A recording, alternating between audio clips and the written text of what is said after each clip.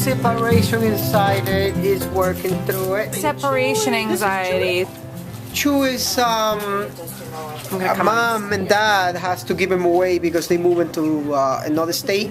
Oh. And apparently they can't take it with them. Okay. So he's doing much better now, coming out of the box.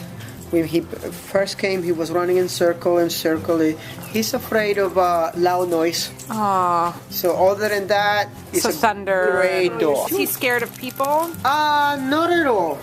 I mean, he gets a couple minutes to accommodate and stuff like that. But other than that, when he gets going, he doesn't have a problem.